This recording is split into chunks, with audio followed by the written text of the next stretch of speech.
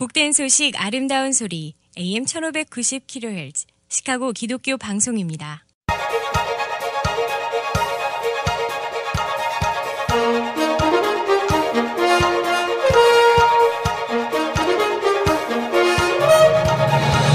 김정일 해설위원의 시사 해설. 세상을 넓게 봅니다. 삶의 지평이 넓어집니다.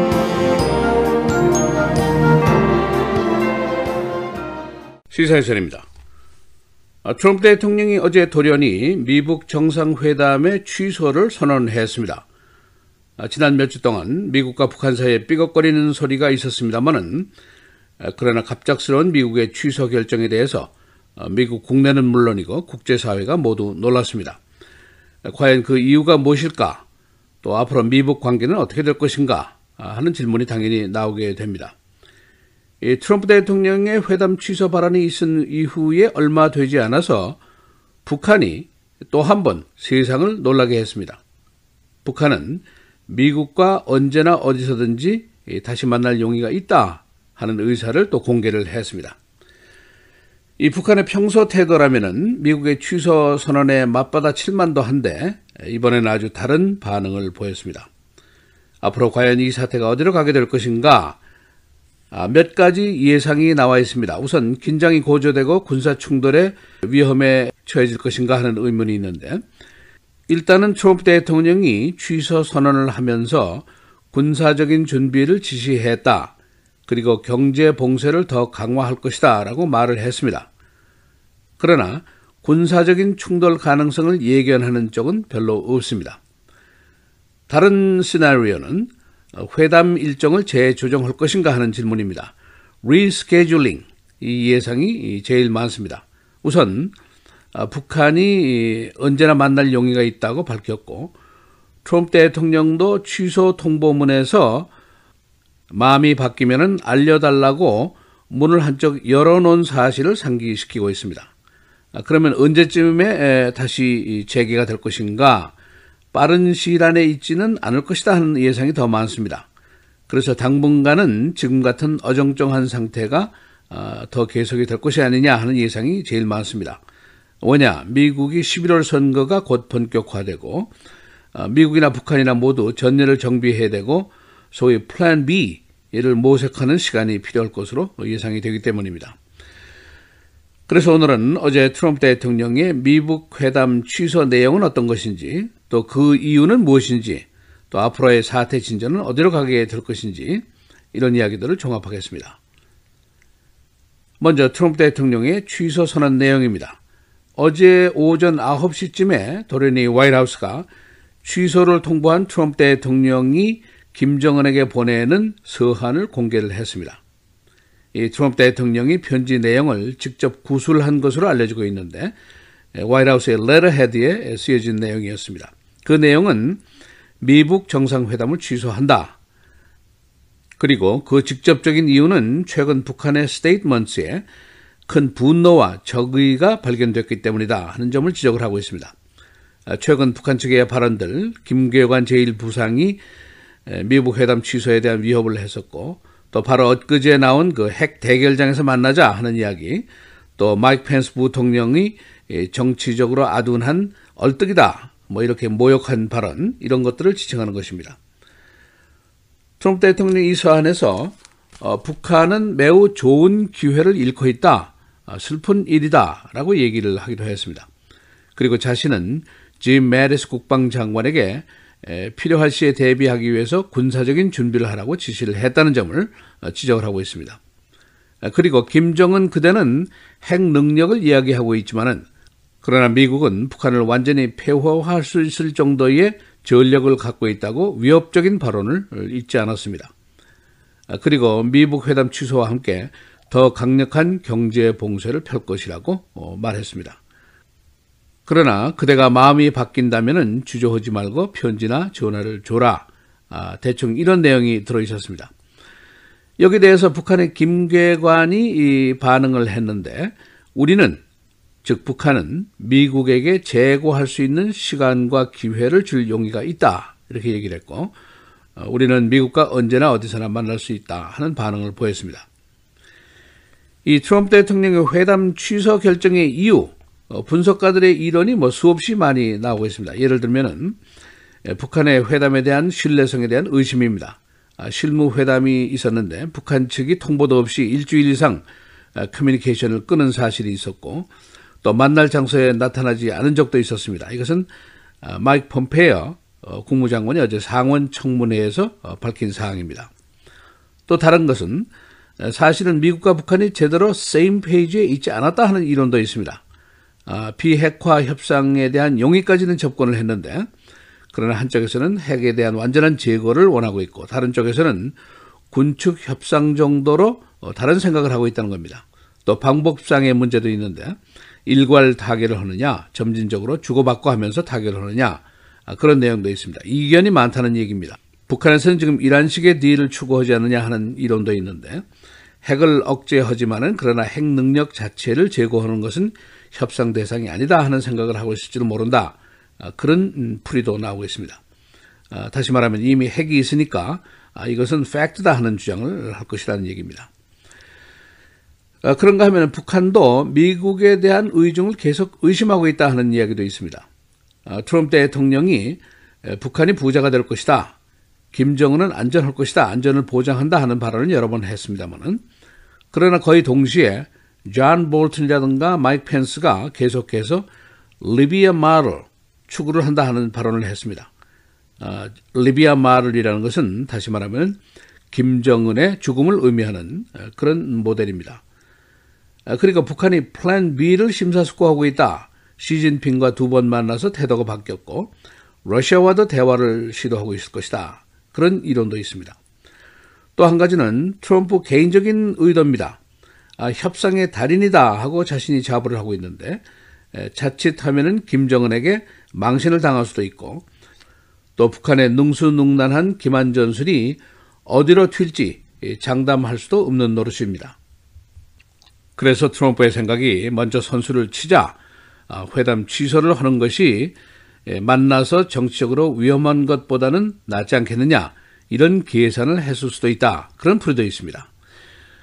그런가 하면 워싱턴 포스트가 7명이나 되는 화이트하우스의 측근들로부터 들은 이야기를, 그러니까 취소 선언 전후의 시간에 들은 이야기들을 종합해서 보도를 했는데, 그 내용들이 이런 겁니다.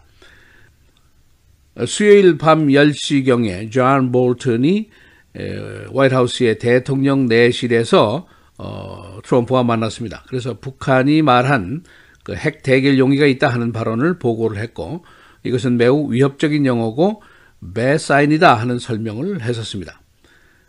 그리고 목요일 아침 7시경에 웨스트윙의 안보팀들이 다 모였었고, 트럼프 대통령은 이 당시에 화이트하우스에 있는 대통령 내실에 있었습니다. 그래서 전화로 통화를 했는데, 트럼프는 김정은이 회담 취소를 획책하고 있을지도 모른다 하는 우려를 하고 있었습니다.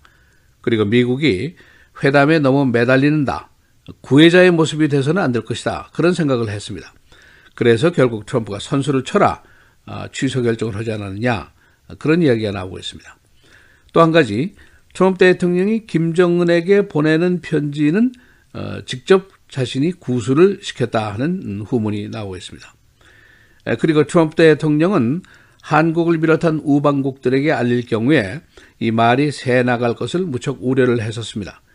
일부 참모들은 사전에 통보를 하지 않으면 우방국들이 기분이 나쁘고 모욕감을 느낄 것이 아닌가, 그런 걱정을 했습니다마는, 트럼프 대통령은 사전 통보를 주저했습니다. 그래서 우방국의 파트너들이 워싱턴 시간으로 오전 10시, 시카고 시간으로 9시쯤에 취소 서한을 공개하는 동시에 외국의 파트너들에게 통보를 했습니다.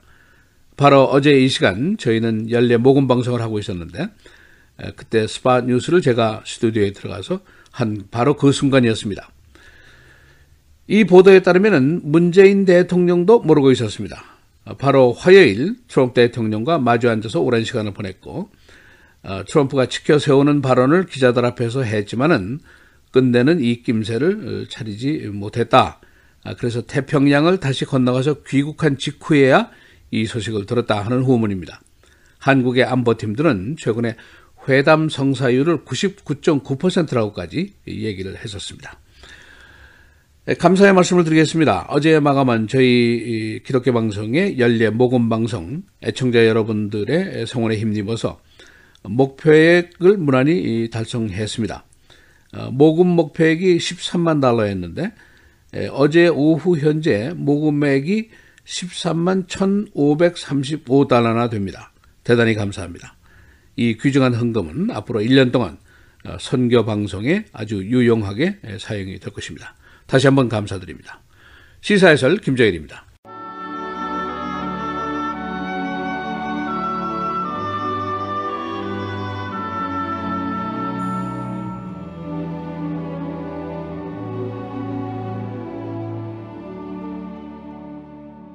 사랑하는 자들아, 거류민과 나그네 같은 너희를 권하노니 영혼을 거슬러 싸우는 육체의 정욕을 제어하라.